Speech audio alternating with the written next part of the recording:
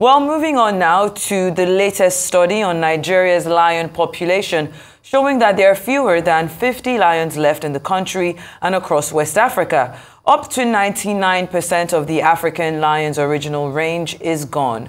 This week's episode of Go Wild focuses on the plight of lions across West Africa.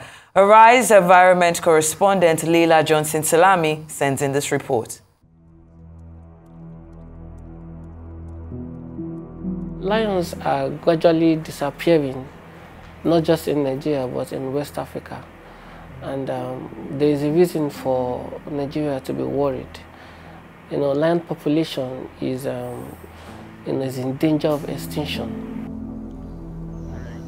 The lion, the king of the jungle whose earliest fossils are estimated to be up to 2 million years old. These social cats have roamed the earth for a very long time, but unfortunately their population in Africa has dramatically declined. According to international organization World Wildlife Fund, this is by over 40% in the last 3 generations, and experts fear that if action isn't taken, the African lion could become extinct by 2050.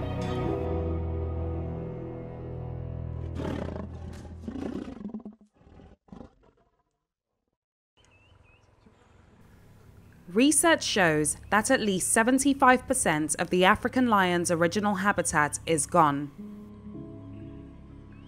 And there are fewer than 35,000 left in the wild. The numbers for West Africa specifically are dire. Panthera, an organization devoted to the preservation of wild cats, estimates that there are between just 120 to 374 lions left in the region. Yeah, to put it into context, we have to look at the historical situation as well. So before all of West Africa was occupied by lions, with the exception of true deserts in the far north of the region and dense rainforest areas. And if you compare the former range of the lion in West Africa to the current distribution, what we documented is a staggering 99% range loss. So they really only occur in 1% of their historical range. And in no other region, in no other part of Africa has that decline been quite so dramatic. While the African lion is categorized as vulnerable by the International Union for Conservation of Nature, the West Africa subpopulation is in an extremely critical state. According to a 2015 assessment by the IUCN, lions have disappeared in a number of West African countries. Here in Nigeria, it's hard to predict how many lions are left, as there are no recent studies. The latest study conducted in 2009 suggests that there are fewer than 50, the majority of which are found in the savannas of Yankari Game Reserve in Bauchi State and Kanji Lake National Park in Niger and Kwara states. Exact figures are actually currently missing, but it seems that the situation is potentially even worse. There seems to be more of an insecurity threat, especially in the Kainji Lake system, where news reports spoke about park rangers having to liberate the area because there were bandits occupying the park, or at least parts of it. So I think the situation couldn't be more dramatic in Nigeria at the moment. I think really a strengthening of the security situation in and around Kainji Lake National Park seems to be an absolute priority. And then to conduct surveys, to do follow-up surveys from the surveys we conducted in 2009 to really find out exactly how many lions are left, how they're faring. The West African lion is facing many threats. Human settlements continue to create smaller pockets of wilderness, so survival has become a major challenge. Unsustainable levels of hunting to supply the bushmeat trade is another issue. The lion depends on prey like antelopes and buffaloes, but the bushmeat trade takes them away, reducing the food available to them. These wild cats also get caught in traps and snares set for other animals sold as bushmeat.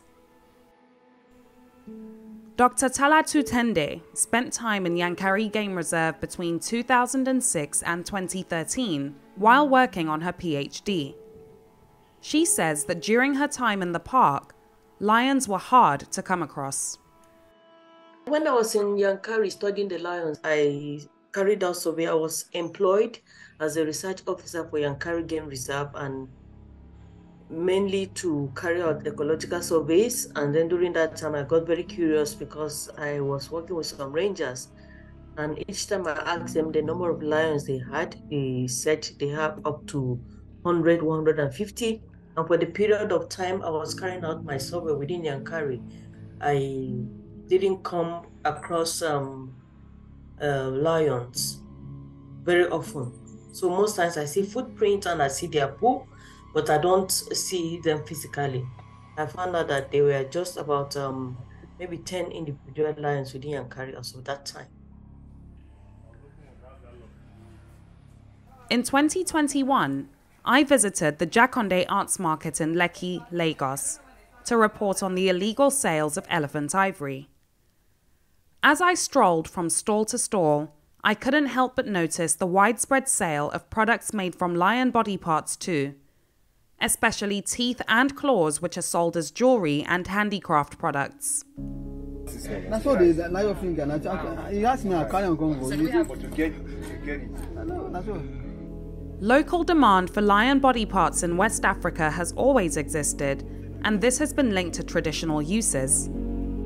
But with 350 million people in West Africa today, and possibly just 350 lions, this is a ratio of about 1 million people to 1 lion. So if this is to continue, these big cats will certainly be consumed to extinction.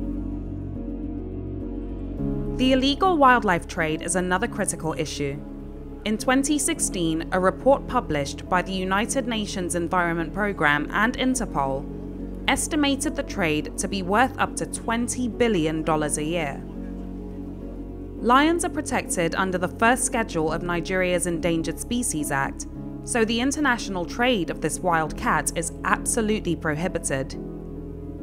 Yet the international trade continues to contribute to the declining population of this roaring species. In a seizure in January 2021, officers of the Nigeria Customs Service confiscated illegal wildlife products containing 108 kilograms of lion skulls, teeth, and claws, signaling that lion body parts are still being exported. This one is an interesting case because here it seems that Nigeria was just a transit country. So at these volumes, the lion bone would have most likely come from Southern Africa. Usually for these bone shipments, they're destined for the Asian market. Because of the rarity of the tiger, lion bone is basically sold in Asia as tiger bone. And yeah, the origin there of the demand is the use of tiger bone in the traditional Chinese medicine.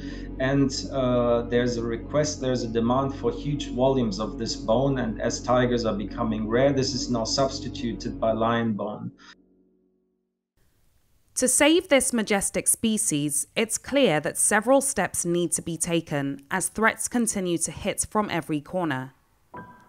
In Yankari Game Reserve, the Wildlife Conservation Society, an international environmental non-profit, is working alongside the Bauchi state government to protect the wildlife park. In the course of our trip, to Yankari, I hoped, to see lions in Yankari. Unfortunately, we could not find one. There's been improvement in enforcement. I can tell you that rangers are being employed and also being trained to kind of monitor their activities. There are people living in these communities. And for you to protect lions, for you to protect wildlife, you need to get the community people involved. Education is key. Many hunters are against conservation efforts as they say it affects their livelihoods. And as their ancestors have hunted wild animals like lions for generations, they see no reason why they should be stopped. This is a continent-wide issue. We found that when discussing with the hunters, first, when we spoke about the disappearance of the lion, even though there was no evidence of lions still being around in the area where they used to occur, local hunters did not really quite believe us that the lion was absent, because they said the lion was always here. You know, we used to live with the lions, I mean, as long as we can remember, and our fathers and forefathers told us through stories. And so the lion can't disappear. It belongs to that system. When we did more in-depth socioeconomic surveys, we also found that the lion was one of the most important totem animal for these hunter communities. And so when we then conducted surveys, field surveys with them, with representatives from the different communities in the area, and they really saw with their own eyes that the lion had disappeared, this really triggered a mind change. And now they actually really closely work with us to bring lions back into that system. Lions are often described as the apex predators of their environment, which makes them crucial to a healthy balance of animal populations in our ecosystem. In turn, this has a positive effect on the condition of forests and grasslands. And a good example there is the Ghana situation. So Ghana is a country that used to have lions in several protected areas, but that lost them. We don't know exactly when, but it seems around the year 2000 to 2005. It was evident that when the lions disappeared, there was a 4 to 5-fold increase in baboon numbers. What that caused then in return was that the baboons were so numerous inside the protected area that they also strayed outside the park, then started to threaten the livelihoods of the local farmer community. And on a positive note, some exciting news from Senegal. A recent video has been released of a West African lioness and her 3 cubs in Senegal's Niokolo-Koba National Park. Florence was the first lion to be fitted with a tracker in Senegal. When transmission with her GPS collar stopped, many feared that she had been killed by poachers. But her recent discovery sparks hope for the recovery of the population of this species. More so, since 2011, Senegal's lion population has at least doubled, from 10 to 15 lions to 30. Thanks to conservation efforts by the country's Department of National Parks and Panthera. While West African lions are critically endangered, stories like this suggest that conservation efforts are paying off and offer a slight ray of hope for the survival of this great species in West Africa. Leila Johnson Salami, Arise News.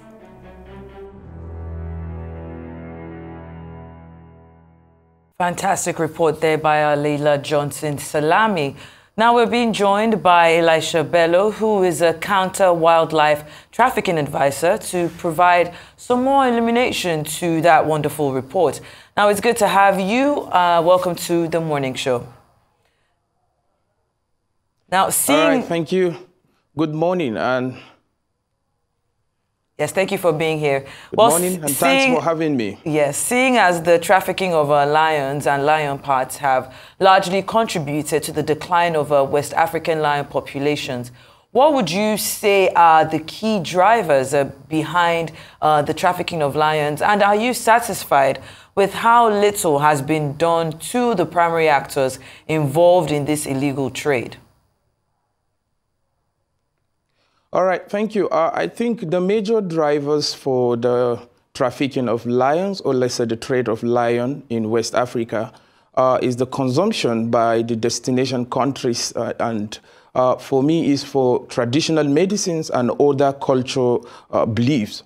So this increase the rate of demand of the lion parts, and also the killing of the lions, especially in West Africa. And when we look at the satisfaction in terms of the enforcement or combating the illegal wildlife trade, especially the lion in particular, I will say yes, we have done a lot together with other law enforcement agencies, and we partner with Custom, Nigeria, and also Interpol at the same time. We share relevant information with them. And I'm sure we are going to do more in coming days and years, because the demand is high. Because when you look at it critically, the transhumans and also other research proves that the demand of the lion parts is increasing because they believe so much when they use the lion parts, it will help their immune system, and also it will make them to start looking younger, even though still research is ongoing. So this kind of demand will make the lion trafficking to become so high in West Africa, especially looking at our laws and also the enforcement efforts, not only in Nigeria. Thank you. Over to you. All right.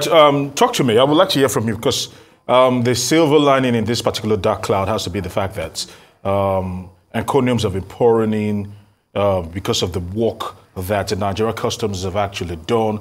So a few weeks ago, 3 major traffickers were actually caught, and the international communities have been commending the Nigeria Customs for trying to curb this particular menace. But more importantly, do you think our laws are strict, are stringent enough? And do you think the government is really paying close attention to these issues to be able to, of course, we might not be able to stop it fully, but reduce it to its barest minimum? All right, thank you. Yes, customs are trying their best, and also looking at our laws. To be honest, we have a very fantastic law, but the enforcement is the problem. And I will agree with the fact that we have some little lacunas in the law, and there are some bias in the laws which require some improvement and amendment at the same time. So if we can get that, I'm very sure with the effort of Customs and other law enforcement agency and support from conservation organizations like Wildlife Conservation Society, and to talk about other government, like, you know, Yankari Game Reserve is not a national park, it's a game reserve that is being managed by the state government. And with the effort of the government as well to also revive, or let's say improve and amend some of the laws, and at national level to look at the act and amend it, I think we are going to manage the situation like you've mentioned. Over to you. Yeah, but Mr. Elisha, can you maybe share some insights into the efforts and initiatives aimed at combating lion trafficking in West Africa, and what strategies exactly have been most effective in curbing this particular menace? And, you know, speaking about the law, looking at the existing legislations and international conventions that provide protection for lions in West Africa, how effective have these legal frameworks been in deterring poaching and trafficking in itself? All right, thank you so much. Let me talk about the effort.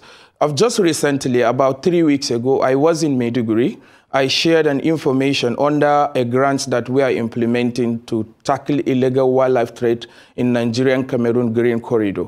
So I was able to share an information with the Nigerian Customs Service in Maiduguri, which were able to they were able to arrest about 3 persons with lion fat and lion bone that they trafficked from Cameroon to Nigeria through Maiduguri. So immediately when the information was shared with them, they were able to arrest those guys. That's to tell you that we are working together, putting more effort to curtail the menace of this trafficking of lions in West Africa. And also looking at the law, I want to tell you that, yes, all the relevant law enforcement agencies and authorities that has a mandate on combating illegal wildlife trade, they are working in accordance with the international convention, that's the CITES. So, but my concern is when you look at the African lion, and especially the West African lion, Panthera, is classified and listed under CITES Appendix 2, of which that means is allowed to travel with the lion to another country. Until when we look at it critically as a region, as a West Africa, and come together and request for shifting the lions, especially Panthera, from Appendix 2 to Appendix 1 to restrict, because the number of lions we have in Nigeria, we are working in the Yankari, they are less than 10. In Kainji Dam National Park, they are less than 20. So if we do not address all these gaps, we will not be able to manage it, because there's going to be a lot of demand. And the international actors involved in illegal wildlife trade, they will try to put more money to people that know that can kill the lion for them and take it to them to their destination. So these issues need to be addressed in a very good way so that we'll be able to manage and also conserve the remaining lions we have in West Africa and Nigeria in particular. All right, Elisha, I have two questions. The first question being that, do we see this as a problem? Because if there is the demand for the bones, the teeth of all these wildlife, and also for the flesh of all these wildlife that they use as bushmeat and the rest of them, do we see this as a problem enough to begin to drum up support and drum up sentiments to get people to understand that this is a grave situation and we are in a dire strait? That is one. And some also have criticized the international donors that have actually contributed so much in trying to curb poaching and trafficking, because they say that in the first place, several of these people actually started this problem that they're trying to clean up. Talk to us about this. Is that perception true? All right, let me respond to the first one. It's a problem, and we need to come together and address it. How do we do? As an organization, Wildlife Conservation Society is working in Yankari, where we have number of lions and elephants. So what we do to manage the problem, we need to sensitize people, we need to educate people so that they will take the ownership as well and be part of the initiative in order to protect the remaining lions we have in Yankari Game Reserve. So what we do what is called conservation education with focus on all these endangered species with interest in lions and also elephants that remains in Yankari Game Reserve. So as part of this initiative, we engage relevant stakeholders, we sensitize, and we also train relevant stakeholders to understand the importance of them coming together and join forces with us so that we will be able to protect these lions. So that is not enough. Taking it to the national level and regional level, I'm sure there is a forum created now to combat is a task force that has been created to combat illegal wildlife trade in West Africa. And Nigeria is the first country to constitute the committee, and of which civil society organizations and NGOs like Wildlife Conservation Society are part of this team. So with this effort, if other West African countries will replicate the effort of Nigerian law enforcement agency and other actors in combating illegal wildlife trade, I'm very sure we'll achieve a lot of results and we'll be able to protect the remaining lions and other endangered species that we have in West Africa. To respond to the second question, yes, of course, critics are allowed to criticize, and many people have their own perspective on how they view things and how they can be able to say it's based on their understanding and perspective. So for me to say donors, yes, of course, we have a lot of donors, but I don't think the donors are trying to clean up the problem. They do not create problem as far as I'm concerned. So if the person that criticizes has a donor in mind that thinks that created the problem, me, I don't know any, and I don't think there is any donor that created the problem we are talking about in particular is the disappearing of the lions and also illegal wildlife trade. So I don't think there is any donor that is involved in increasing the disappearing of the lions or involved in anything related to illegal wildlife trade with focus on the lion. So I don't think that is something I can worry about or to say a lot of things on. Thank you. Now over to you. All right, then. Thank you, Mr. Elisha. I would have loved for us to talk about success stories like the one we saw in the report that happened in Senegal. But we've run out of time. Thank you for being here on The Morning Show.